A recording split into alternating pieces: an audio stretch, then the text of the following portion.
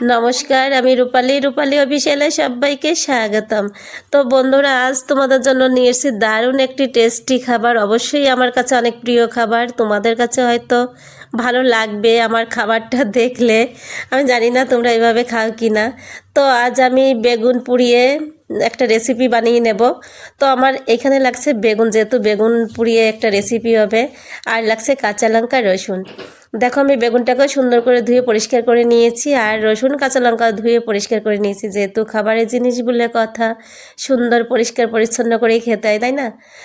তো আমি দেখো বেগুনটাকে একটা চাকুর সাহায্যে মাঝখানটায় কেটে নিলাম লম্বা লম্বা করে।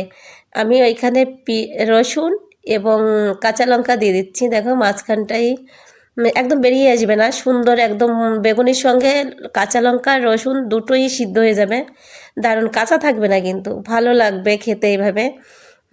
তো দেখো সুন্দর করে আমি প্রতিটা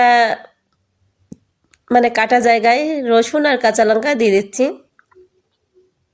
খুব সুন্দর একটা রেসিপি, অল্প সময়। অনেক সময় আছে না, আমরা বাইরের থেকে ঘুরে এসে রান্না করতে খুবই কষ্ট লাগে, ক্লান্ত লাগে, তো আবার ঝাল ঝাল খেতেও মন চায়, তখন আমি চট জলদি এই রেসিপিটা বানিয়ে নিই। খুবই ভালো খেতে, রুটির সঙ্গে তো অবশ্যই মাস্ট। একবার খেলে তার বারবার খেতে ইচ্ছা করবে। আর আলু সিদ্ধ ভাতের সঙ্গে দারুণ একটি খাবার, তোমরা যে কোনো খাবারের সঙ্গে খেতে পারবে। তো দেখো আমি সরাসরি বেগুনটাই চলে আসলাম পোড়ানোর কাছে। গ্যাসের ওভেনে একটা স্ট্যান্ড বসিয়ে দিয়ে আমি সেই স্ট্যান্ডের উপরে বেগুনগুলো পুড়িয়ে নিলাম, সুন্দর এপিট ওপিট করে সুন্দর করে পুড়িয়ে নিয়েছি। এবার বেগুন পোড়ানো কমপ্লিট। এবার চলে আসলাম পেঁয়াজ আর টমেটো পুড়িয়ে নেব। পেঁয়াজ আর টমেটো পুড়িয়ে নিতে হবে, যেহেতু আমি, যদি তোমরা চাও কাঁচা পেঁয়াজও দিতে পারো, কিন্তু আমি পুড়িয়ে নিচ্ছি। আর আমি এখানে দিচ্ছি দুটো শুকনো লঙ্কা, তোমরা চাইলে নাও দিতে পারো, কারণ আমিও শুকনো লঙ্কা খুব একটা পছন্দ করি না, তবু দিচ্ছি দুটো লঙ্কা। এবার দেখো আমি বেগুনের খোসাগুলো ছাড়িয়ে নেব। গরম গরম ছাড়িয়ে নিলে না সুন্দর উঠে আসে, একদম দারুণ ওঠাতে একদম অসুবিধা হয় না, দারুণ উঠে আসছে দেখো। আর এদিকে আমার টমেটো আর পেঁয়াজটা প্রায় পুড়িয়ে এসছে, এবার আমি উল্টিয়ে নিচ্ছি। দারুণ একটি খাবার কিন্তু বন্ধুরা, তোমরা অবশ্যই খেও একদিন। আর তোমাদের যদি ভালো লাগে সুন্দর সুন্দর কমেন্টে করো, আমিও করি তোমাদের সুন্দর সুন্দর কমেন্ট অবশ্যই। তো সুন্দর একটা কমেন্ট পড়তেও ভালো লাগে এবং সুন্দর একটা কমেন্ট দিতেও ভালো লাগে বন্ধুরা। তো এবার আমি দেখে নেব বেগুনের ভিতর পোকা আছে কি না। বেগুনটার ভিতরে তো দেখা যায় না বাইরের থেকে। তো দেখো আমার বেগুনে এখনও পোকা পাইনি, আমি সবকটা বেগুনে এভাবে দেখে নেব।